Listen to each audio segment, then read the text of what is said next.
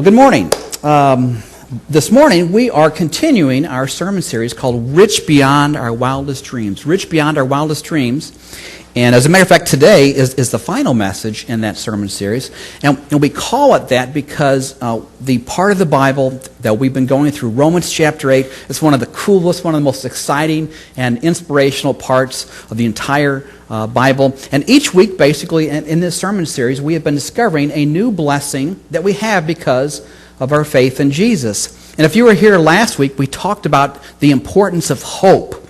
Hope that our pain and suffering that we're experiencing right here, right now, in this life, we're going to be delivered from that. But even more than that, our hope someday is that we have a glorious future, a spectacular and incredible future. No more pain, no more suffering, no more sorrow. All those things will have passed away.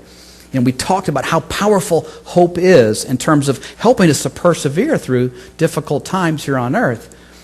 But if you were here last week, maybe some of you went home and you thought about this message, last week's message, and you thought, hope is in fact just, incredible motivator, helps me to persevere. But maybe there was just a tiny little bit of you that still sort of, maybe just inside you thought, yeah, but my life still stinks, my life, I'm still pretty miserable, frankly. I woke up this morning, I'm in pain, I'm suffering, I'm depressed, I'm discouraged. I'm going to wake up tomorrow morning and there's going to be more pain, there's going to be more suffering, there's going to be more discouragement, more depression, and I'm going to wake up the next morning after that and there's going to be more pain and more suffering and more discouragement and more depression.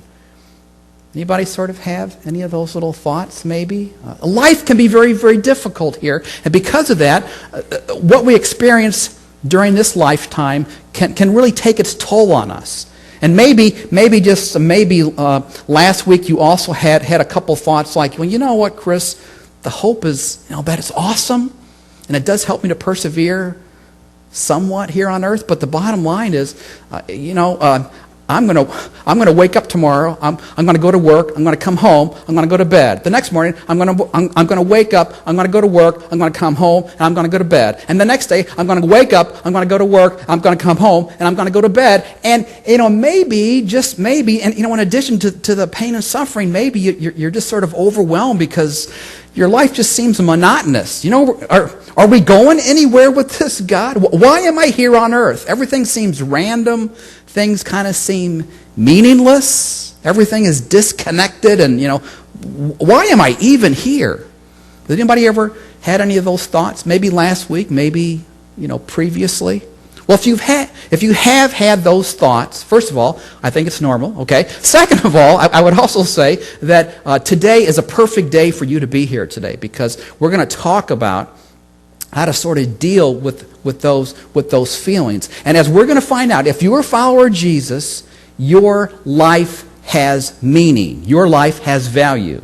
And I don't care what the quality of life is. I don't care what you think about your life. But if you're a follower of Jesus, your life has value.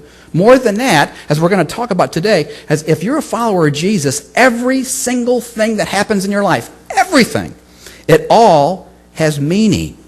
And it's all interconnected with everything else. And there's an ultimate goal in mind. As we're going to see today, if you're a follower of Jesus, God has a plan for you. A universal, eternal plan. And each one of us is included in that plan. And He's intimately aware and interested in every single thing that happens in your life. Doesn't matter what it is.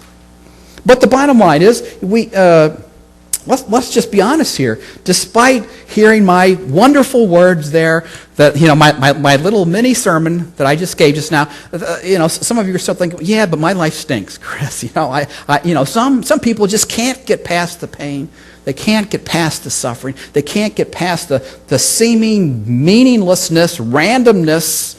What am I even doing here sort of feeling about life? And because of that, some people never even ever establish a relationship with God. They just keep Him at arm's length. They want nothing to do with Him because they just can't get past that.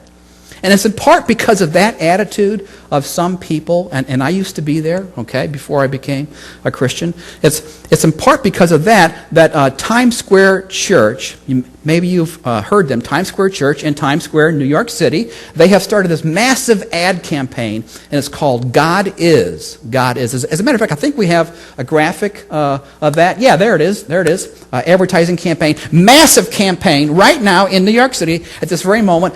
You know, they have this ad, God Is, and it's just plastered on I think it was 1,000. Could that be that many? But anyway, a ton of subway cars. It's on, subway platforms. It's just all over the place. And the idea here is that Times Square Church wants to communicate, number one, that God is. In other words, that there is a God, okay? Thus the big words, God is. But Times Square Church also wants the ad to communicate much more than just the fact that God exists. They also want to communicate that God is actually involved in people's lives. He's actually interested in people's lives. And I don't know if you can read any of the smaller print here. A lot of the smaller, God is, most of us hopefully can read that, okay? But my hunch is if, some of you cannot read the smaller print, and that's okay. But the smaller print has a lot of God's attributes, and it talks about how, practically speaking, God is involved in people's lives. Now this ad is, according to this church, this ad is for non-Christians, and that's pretty obvious, right? They want to communicate that God exists and that He is actively involved in people's lives here on earth. But as I was preparing for this message, I couldn't help thinking, you know what? I think some Christians, some of us need an ad campaign like this. Now, we know that God is, right? If you're a follower of Jesus, all of us know that God is. Otherwise, we wouldn't be a follower of Jesus, okay? But I wonder if some of us are a little fuzzy on the fine print, on all the other sentences and phrases that are up there. Again, my hunch is some of you can probably not read some of the smaller print up there. And in the same way, perhaps you are a little fuzzy on just how active God is in the world today, how active He is in your life, how much He cares about every single detail of your life. So if you were here today and you came in here this morning and you were convinced that my life stinks, period, case closed, if you came in here thinking that my life is just it's random, it's meaningless, I don't know where we're going, why am I even here, what are we doing here, God? If you came in here with that attitude, I think this is a great message for you to hear today. Because as again, we're going to find out that your life does have value. And every single thing that happens in your life does have meaning. And it's all connected. And God is aware of all these intimate details. And He's working a plan behind the scenes. Right now, He's working out His plan in your life.